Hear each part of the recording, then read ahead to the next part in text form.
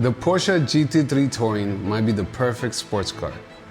A 4.0-liter naturally aspirated engine that revs up to 9,000 RPMs.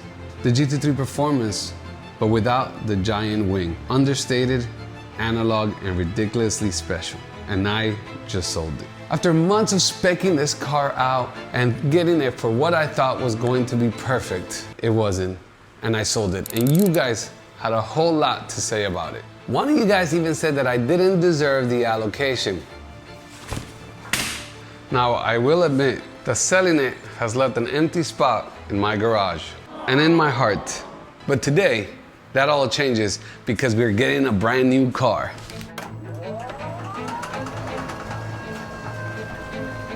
After selling the GT3, I called every dealer I know and I told them, send me all the options, Porsche, Lamborghinis, Mercedes, whatever you got, I want options because I'm not really sure what's coming next. And somehow, these became the three options. First up, a Lamborghini Gallardo.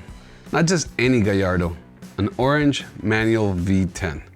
See, the Gallardo helped completely transform Lamborghini. After Audi took control of the brand, Lamborghini launched the Gallardo in 2003 as the smaller, more attainable alternative to its V12 flagship. But smaller definitely didn't mean boring. Early cars come with a naturally aspirated 5.0-liter V10, and the Gallardo eventually became the best-selling Lamborghini in the company's history.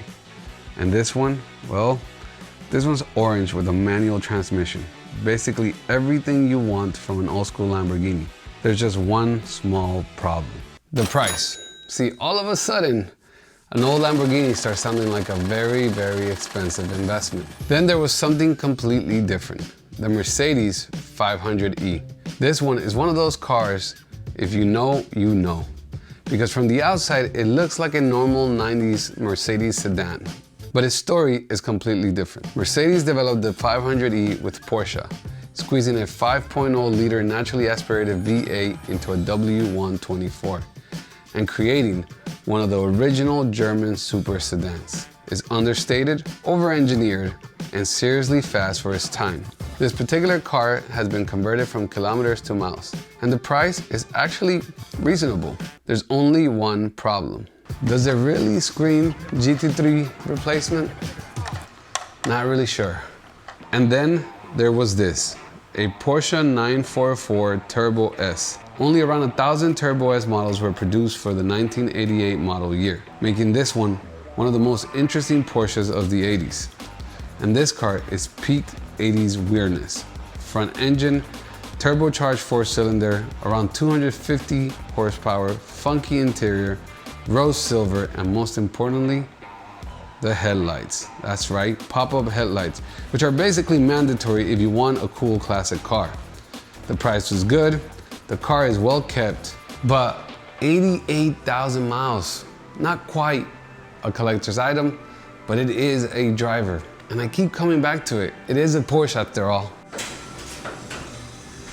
So three very different cars, the Lamborghini Gallardo, the Mercedes 500e, and the Porsche 944 Turbo S.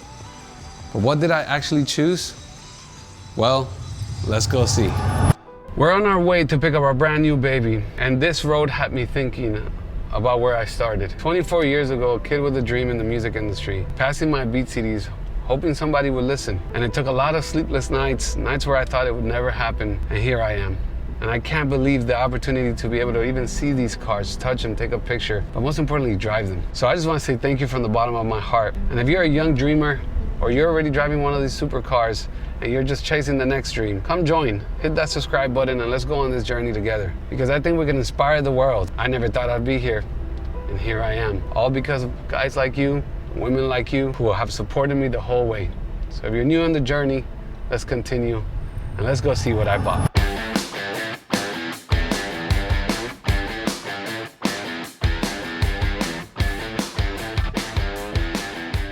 That's right, I didn't buy the Lamborghini Gallardo or the 500e or the 944 Turbo S.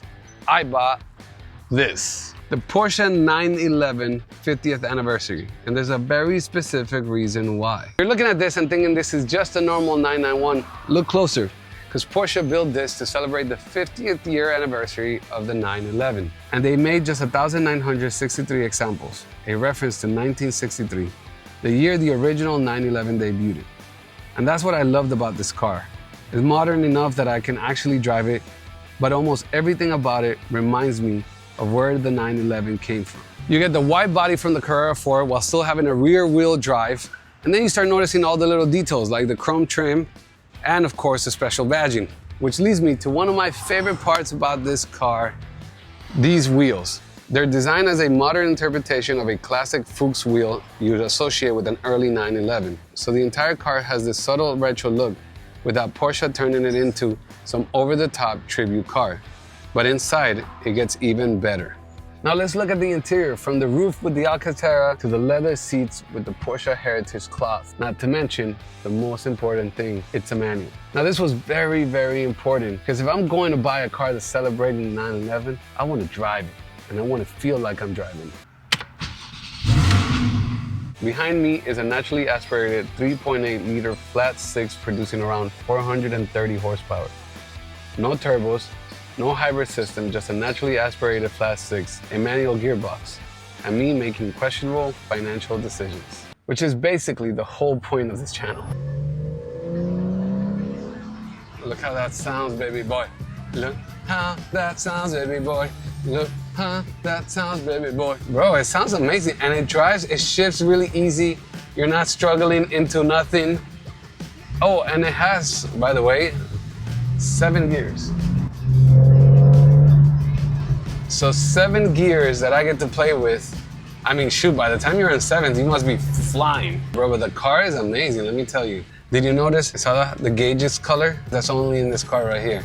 Can't get that anywhere else, boys. Look at the clock. It's not a Porsche design, but it's almost as good as a Porsche design. You can't get that. And we got the badge, limited.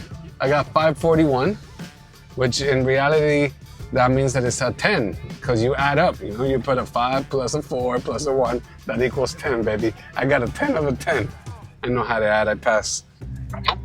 Hello. You're on YouTube, so smile, say cheese. I'm coming home with a brand new car, and it looks amazing.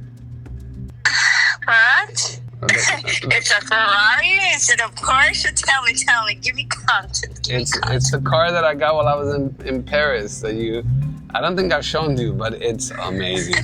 Of course you haven't shown me. The thing is, am I gonna drive it? Am I gonna take it tomorrow to her friend's birthday? You can. Am I gonna whip it? Yes, of course, baby. You're gonna rip it. What's the ETA so I can wait outside with balloons and champagne? I'm coming like in, I don't know, 15 minutes. Yes, okay. I'll be there. It matches my outfit. Oh, he's taking my car because this is my new car? Of course. Fuck yes. Okay, bye. Get out the car! What do you think? Is this mine, you? What? That's why you took my car over there? Yes, because we're gonna go sell your car. For real? No, not for real. 2018? The year I moved to the States. For you, my love. ¿Te gusta? Está demasiado bello. Increíble, ¿cierto? Increíble el color. Lo voy a sacar para ponerlo detrás. But there's one more problem. I didn't buy the 944, and I can't stop thinking about it.